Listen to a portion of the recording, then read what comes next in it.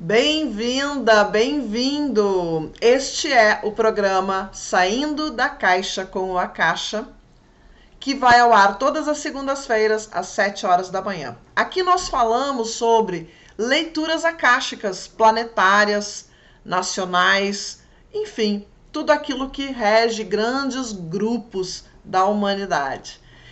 E hoje eu trago para você a origem dos registros akáshicos, isso mesmo. Como é que tudo isso começou? Como é que se formaram os registros akáshicos?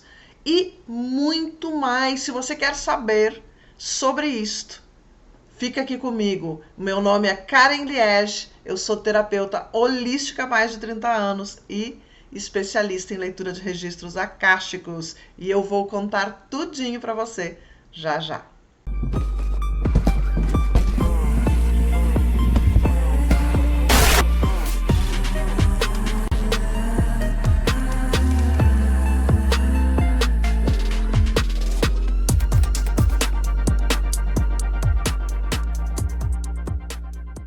Muito bem, sobre o que nós vamos fazer hoje, é um conjunto de várias leituras, de vários acessos ao longo de muitos anos. Então, eu vou começar a narrar para você tudo o que eu acessei sobre a própria origem dos registros akáshicos.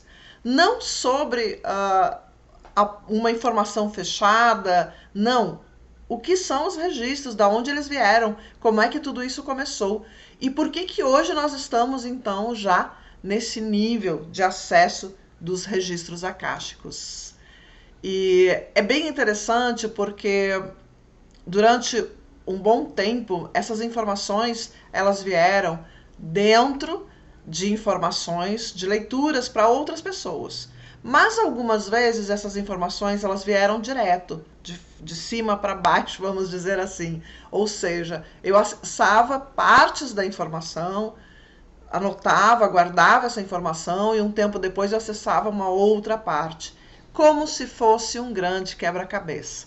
E a espiritualidade ela tem realmente agido dessa maneira, de uma forma muito precisa, trazendo essas informações que vão se encaixando aos pouquinhos uma na outra. Muito bem. Então, assim, o que acontece? No início, quando o universo se forma, ele era apenas uma consciência adormecida, vamos dizer assim. Por que eu falo consciência? Porque hoje, do meu ponto de vista, eu acho muito óbvio que existe uma consciência. Se essa consciência ela é formada pelas próprias leis da física, ou se é ela que gera as leis da física, isto hoje nós não temos condições de trazer uma prova, não é mesmo? Mas o que nós sabemos da formação do universo é que em algum momento havia essa consciência adormecida e ela desperta. E ao despertar, nós temos então a teoria do observador, que é aquele ser que alguns chamam de criador, enfim, mas que vai trazendo a sua observação sobre tudo o que é, o tudo e o nada, né? Nós temos essa definição, o tudo e o nada, naquele momento, eram uma coisa só. Mas quando essa consciência desperta, ou seja, quando ela olha para si mesmo, quando ela chega a um nível de consciência que ela olha para si mesmo, ela começa a criar. E a gente diz que ela nasce também, ou desperta também, com o desejo de crescer, melhorar, evoluir, né? Que é a primeira lei do universo. E isto é a própria vontade do universo, o próprio desejo dessa consciência. E essa consciência, então, ela começa a tentar crescer, melhorar, evoluir, só que quando ela é o tudo e o nada ao mesmo tempo, quando ela está lá adormecida, ela já é perfeita. Ela está no seu estado máximo de perfeição, de equilíbrio, e ela sai desse equilíbrio. Mas mesmo assim, ela continua sendo perfeita. E aí vem a pergunta: como é que algo que já é perfeito pode crescer, melhorar, evoluir. E aí é que ela começa a criar. Não a partir de si, mas a partir de consciências individualizadas que nós vamos chamar de mônadas. É como se esse universo entendesse que a única forma de ele crescer, melhorar, evoluir, não era sendo mais perfeito. Ele não tem como ser mais perfeito, porque perfeito já é a definição do máximo. Então, a ideia seria, eu vou criar novas porções de mim, e essas porções vão ter que crescer e se transformar num universo assim como eu sou. Então, eu cresço, né? Então, eu sou mais perfeito, não por ter mais perfeição, mas por ter mais grupos, indivíduos perfeitos nesse grupo. Então, dessa forma se formam essas mônadas. E essas mônadas são aquilo que nós chamamos, ou que foram chamados na antiguidade, dos deuses criadores. Então, essas consciências mais individualizadas e que têm em si diferenças de uma para outra, essas diferenças, esses potenciais, a gente chama de diferenças de potenciais, né? São aspectos do que era antes o todo. Quando esses aspectos são diferentes, elas criam essas diferenças, como se houvesse a necessidade de movimento. Quando nós temos, por exemplo, vou dar uma ideia assim, né? Quando nós temos num pote, né, açúcar e água, por exemplo, e tu coloca um monte de açúcar aqui e coloca água desse lado, ela não vai ficar parada. Vai haver uma necessidade de movimento, né? Porque há uma diferença do açúcar para a água. Então, ele vai tentar voltar, se misturar, se movimentar, se reagir de uma parte para outra. E esse conceito faz com que esses movimentos aconteçam. E isso parte, então, desde essa criação até a criação de consciências em níveis de consciência menores, que vão experimentar a matéria e que aí chegam onde nós estamos, né? Na experiência da matéria. Eu fiz aqui um resumo muito rápido, né, da criação da humanidade. Tem muitas histórias aqui por trás, mas se vocês quiserem saber dessa história, vocês vão fazer o curso introdutório dos registros, né, que é onde eu conto essa história com todos os detalhes. Mas aqui, o que eu quero falar é sobre a informação, na verdade. Porque aqui, tudo que era criado era a partir da única matéria que existia no universo, que era a própria consciência. Então, todas as partículas, todos os átomos, substâncias, né? Começando lá no átomo de hidrogênio, hélio, lítio, carbono, enfim, foram crescendo, né? Esses átomos, eles vão sendo formados a partir dessa consciência. E dentro desses átomos, cada uma dessas pequenas partículas possui capacidade de guardar, de reter informações em forma de luz, em forma de códigos de luz, como nós chamamos aqui. Ali dentro de cada uma dessas partículas é que estão verdadeiramente guardados os registros akáshicos. Então, à medida que o universo ele vai crescendo, à medida que o tempo vai passando, essas informações elas vão aumentando. Esses átomos vão aumentando e vão registrando tudo o que acontece, né? Então, essas informações elas estão registradas na forma de um código, que não é um código simples de ser lido. E aí nós já vamos chegar nessa questão. Por que ele não é um código simples? Ele não é um código em português, em inglês, em aramaico antigo. Ele não é um código na linguagem humana. Ele é um código numa linguagem que nós não fazemos sequer ideia de que linguagem é essa, mas é a linguagem usada dentro dos registros akáshicos. E essas informações, desde sempre, elas estão ali. E elas estão disponíveis, sim, para serem acessadas. E muitas vezes, durante toda a humanidade, durante toda a história da humanidade, elas foram acessadas por muitas pessoas. Algumas dessas pessoas considerados profetas, outros videntes, E assim por diante, né? Muitas pessoas, oraculistas, né, vão acessando partes dessas informações. E à medida que a humanidade ela é criada, milhões, bilhões de anos depois, né, de tudo isso acontecer, essa humanidade ela é criada e ela vai se desenvolvendo e ela atinge um nível de consciência capaz de acessar essas informações. E isso é um resumo muito pequeno, né, de toda essa história. Mas o que acontece aqui então? Quando essa humanidade ela começa a trabalhar com informações, com linguagens, com conversar, falar sobre, né? E ela começa a abrir esses canais onde ela tem acessos a essas informações e de diversas formas, né? Esse acesso ele não é um acesso único. A gente não acessa registros acásticos de uma forma única. São muitas formas de acessar registros acásticos. Então, à medida que isso vai progredindo, à medida que isso vai evoluindo, toda a humanidade ela vai se organizando de forma em suas crenças, em suas religiões, em seus contatos com esses seres que são seres de consciência superior e que estão sim em outros planos de existência, não neste. À medida que nós vamos fazendo esse contato, que nós vamos tendo essa percepção, vai havendo uma necessidade destes seres, como eles percebem, né, que essas informações estão ali, estão disponíveis e que algumas dessas informações são extremamente complexas. Assim como essas informações estão aqui nesse plano de existência, elas também existem em todos os outros planos de existência. Evidentemente que cada informação tem níveis de complexidade. O que significa isso? Por exemplo, eu pego uma caneta, né? Uma caneta simples, essa caneta aqui.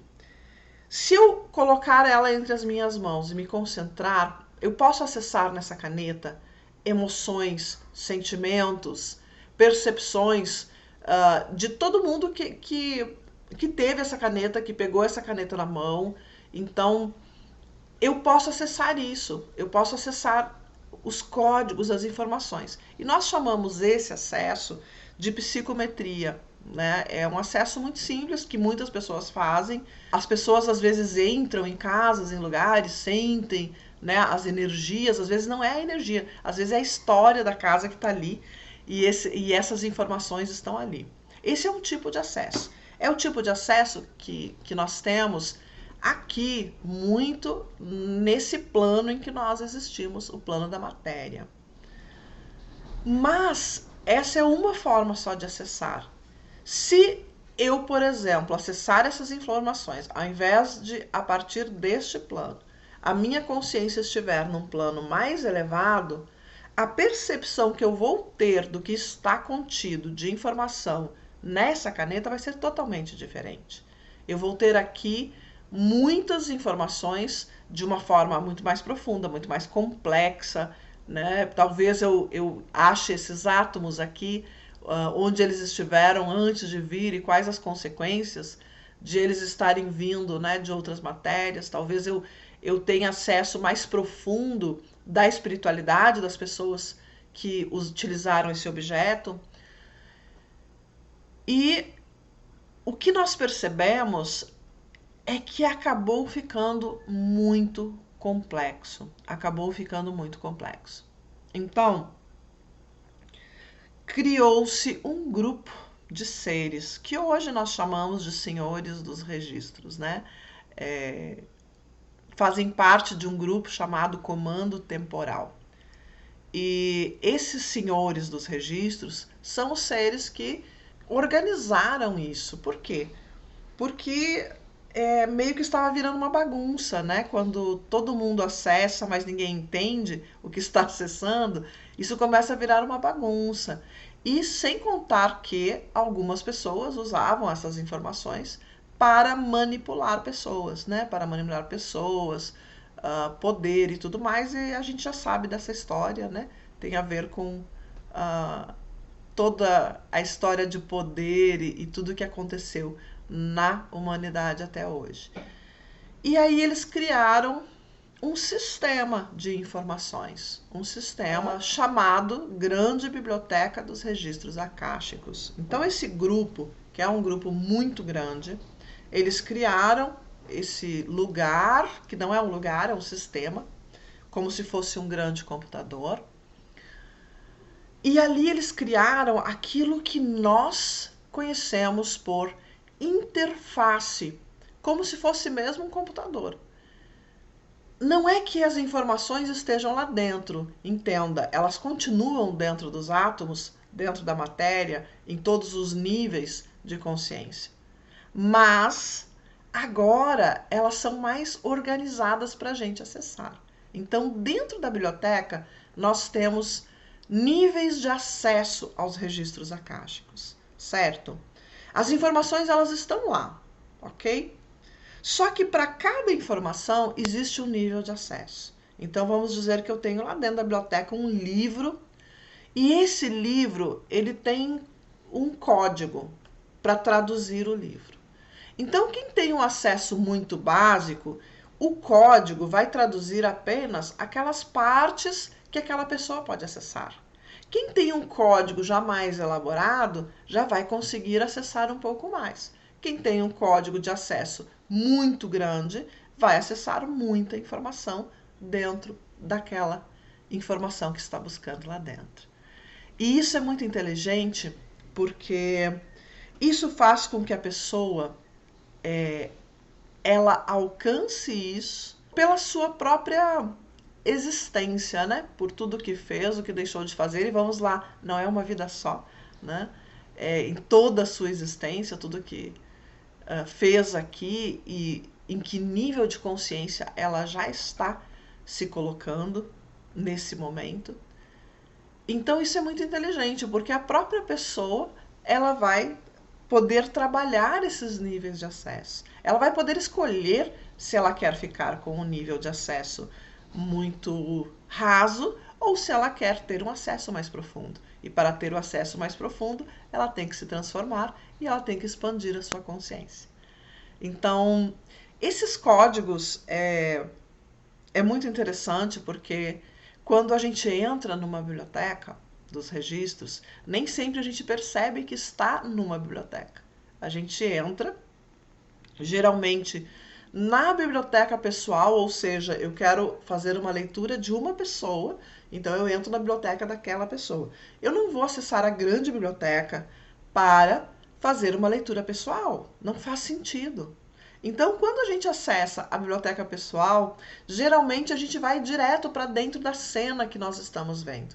Pode ser uma vida passada, por exemplo. A gente nem percebe que está dentro da biblioteca. Às vezes a biblioteca pessoal ela é mostrada para que a gente entenda um pouco mais sobre aquela pessoa, mas não necessariamente precisa ser dessa maneira. Agora, quando a gente acessa, como é o caso desse programa aqui, que eu tenho feito as leituras planetárias, que eu tenho buscado esse acesso e essas informações, geralmente a gente acaba, em algum momento da leitura, entrando na grande biblioteca, porque ali existem, então, informações que são mais, eu vou colocar assim, diplomáticas, que é quando esses seres eles vêm para explicar as questões, né, da humanidade, o que pode, o que não pode, né? Então é um pouco diferente, é um contato mais diplomático daí. Mas também acontece, né? Como é o caso, por exemplo, da semana passada, em que a primeira parte foi realmente uma metáfora e foi bem legal. Então, geralmente, a gente acaba entrando na biblioteca e não na cena. Mas é possível, sim, a gente entrar dentro de uma metáfora e ter essas informações como se fosse um filme ali pra gente, né? Como se a gente estivesse dentro da cena que está acontecendo. Então, são acessos diferentes. Eu não sei dizer se todas as pessoas têm direito a esse acesso. Essa é uma informação que nunca foi, para mim, revelada, pelo menos. Mas eu acredito que não é aberto para todas as pessoas, certo? O acesso pessoal, a gente já sabe, o acesso pessoal depende de permissão. De quem? Da pessoa que vai ser lida e da espiritualidade, dos seres que trabalham, da egrégora da pessoa. Né? São eles que permitem. Então, às vezes, mesmo que a pessoa dê permissão, se a egrégora não der permissão, não vai acontecer. E, às vezes, a pessoa dá permissão, ou não dá permissão, e a egrégora dá permissão. A egrégora vai lá e revela alguma informação para essa pessoa, para esse terapeuta, para esse leitor de registros, porque esse leitor de registros precisa saber, por algum motivo, por alguma questão, às vezes para ajudar aquela pessoa, e às vezes até, dependendo de quem é a pessoa, para a segurança do próprio leitor. Porque a gente sabe que a gente trabalha com todos os tipos de pessoas e, eventualmente, alguma dessas pessoas pode ter algum envolvimento, algum contrato mais sério por trás, né? E isso pode, não vou dizer abalar, mas para que o leitor de registros entenda, né, quem é a pessoa que está ali. Mas isso é raro, isso verdadeiramente é raro acontecer. Geralmente, se a pessoa não dá permissão, assim, vamos lá. Se eu estou fazendo uma leitura para uma pessoa, aparentemente ela deu permissão, certo? Mas algumas pessoas dão permissão querendo esconder algumas coisas para baixo do tapete. E geralmente isto é respeitado pela egrégora dela. Às vezes não, dependendo. Logicamente que não é para qualquer pessoa também que a egrégora vai revelar alguma coisa. Por quê? Porque a egrégora, ela quer, na verdade, o crescimento e a cura daquele ser que a egrégora cuida, né? E ela quer a libertação dessa pessoa, certo? Então, geralmente eles contam quando há possibilidade desse leitor auxiliar no processo de uma forma gentil, cuidadosa, né? Com amor, com compaixão. Então, eles abrem essa revelação, mas nem sempre, certo? Bom, outra questão que eu acessei já faz algum tempo e foi dentro de uma leitura de registros que é muito interessante, que fala sobre a nossa trajetória de vida. E eu vi, então, um ser que nós chamamos de eu superior, ou aquele que está acima do eu sou, né? Nós temos a mônada, o eu superior e o eu sou abaixo, né? Então são 3 níveis de consciência e do eu sou é que vem para o corpo físico. Então, aquele ser que está acima do eu sou, organizando como seria a trajetória de existência desse eu sou. Então, o eu superior se divide em 12. É como se ele tivesse 12 filhos, tá? Para vocês entenderem. A mônada tem 12 filhos, o eu superior tem mais 12 filhos. Cada um desses 12 filhos se chamam eu sou, ok? E o eu sou, então, ele é organizado. E esse eu sou, ele recebe um código, como se fosse um chip que é implantado no eu sou, é uma programação de toda a existência desse eu sou, do início ao fim. Não é sobre as escolhas encarnadas, certo? Mas é sobre em quais lugares que esse eu sou vai habitar, por onde ele vai passar, quais as raças que ele vai poder experienciar as suas vidas, que pode ser numa terceira, numa quarta, numa quinta dimensão, certo? Então, essa informação me deixou bastante, eu não vou dizer confusa, mas quase eufórica, eu acho, porque eu não sabia que era assim que acontecia. E essa informação me deixou assim, eufórica, entendendo que eu estava recebendo ali uma grande informação. Então, o eu superior é o ser que programa todos os 12 eu sous para suas vivências, né? E aí, dali vem a trajetória, né? De quais raças, quais lugares no universo que esse eu sou vai poder fazer as suas experiências. A partir dali, tudo pode acontecer, porque afinal de contas, quando eu sou, ele cria os seus corpos habitacionais, que é o corpo que vai viver, independente de ser na quinta, na quarta, na terceira dimensão, ele escolhe esses corpos, que são corpos de habitação, mas ele já tem uma raça, ele já tem um lugar determinado onde ele vai viver essa vida. E às vezes são várias vidas, como é o caso da gente aqui na Terra, né? Que a gente tem 200, 300, 400 encarnações, às vezes nesse planeta, às vezes mais. E aí tudo isso já é uma mistura, né, da escolha de viver essa vida na Terra, mas também das consequências das leis que regem, né, esse planeta, que são elaboradas aqui, dos acontecimentos, e de como que a criação desse corpo, ou desses muitos corpos de habitação, vão acontecer. Então, tem muita coisa por trás dessa programação, né? E essa informação também veio através dos registros akáshicos. Isso também faz parte das informações que estão dentro da grande biblioteca. Não da biblioteca pessoal, mas da grande biblioteca. São informações que a gente tem que tentar muito acessar, a gente tem que ir atrás, né, dessas informações, ou às vezes, como no meu caso, dentro de uma leitura para uma pessoa, isso veio como informação. Muitas vezes a espiritualidade e os senhores dos registros, eles trazem essas informações dentro das leituras que eu faço. E eu entendo que essa informação é para a pessoa, mas também é para o meu próprio aprendizado.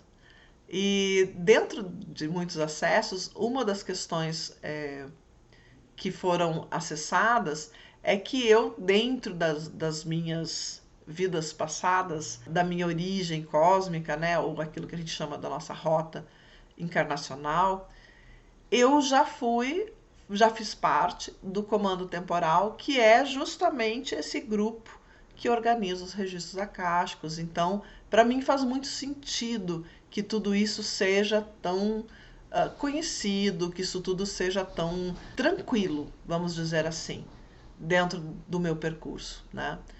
Mas, de qualquer forma, eu entendo que muitas outras pessoas também já fizeram parte desse comando e estão também fazendo leituras de registros akáshicos por aí. Então, não sou só eu, obviamente. Muitas outras pessoas também já trabalharam com isso. E às vezes não é só pessoas que trabalharam dentro dos comandos que podem fazer leitura, certo? Isso também é informação de lá.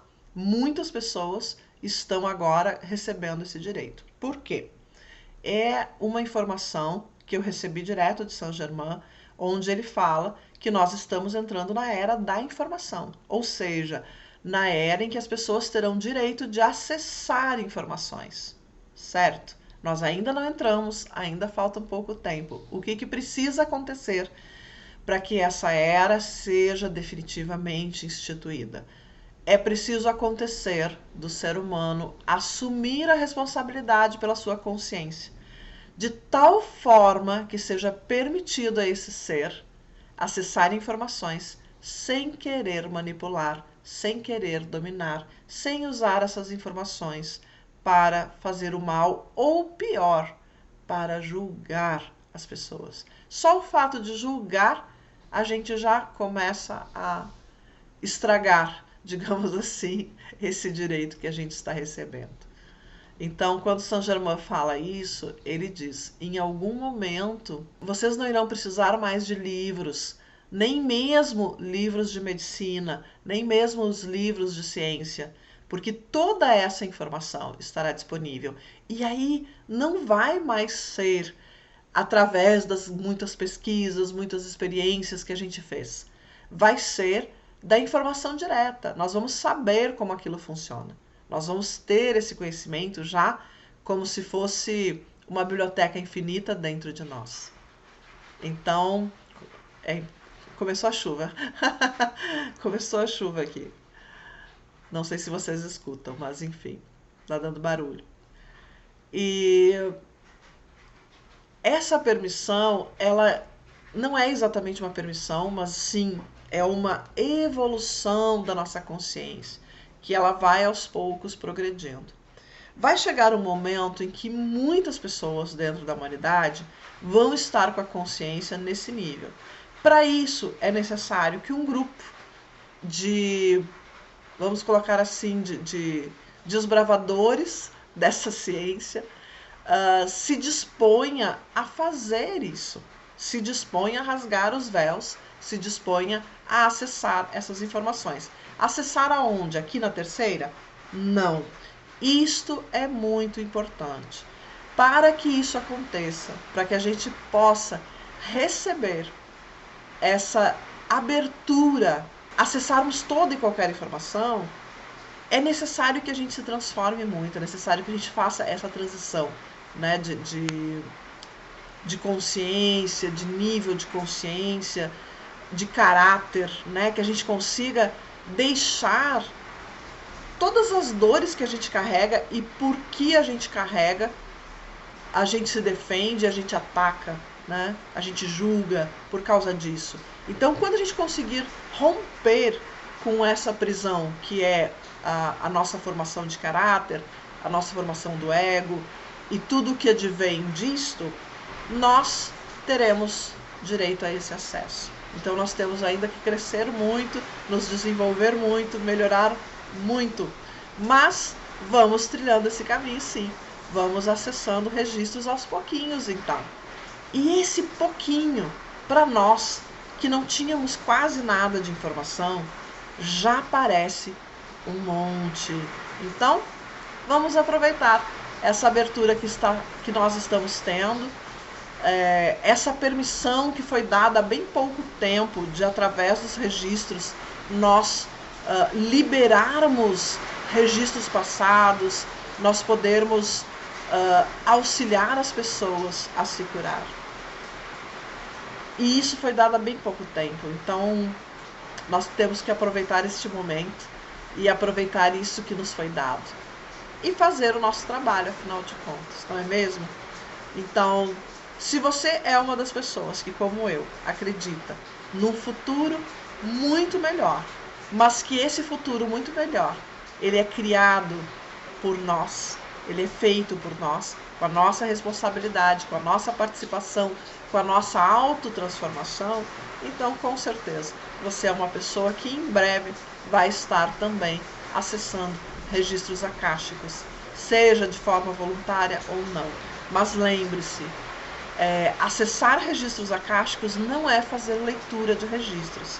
Para fazer a leitura de registros, você precisa ter permissão da pessoa, você precisa ter a permissão da egrégora. E aqui vem aquilo que eu falo sempre, você precisa ter a sua egrégora, e essa egrégora precisa ter boas relações, digamos assim, com o pessoal dos registros akáshicos, tá bom?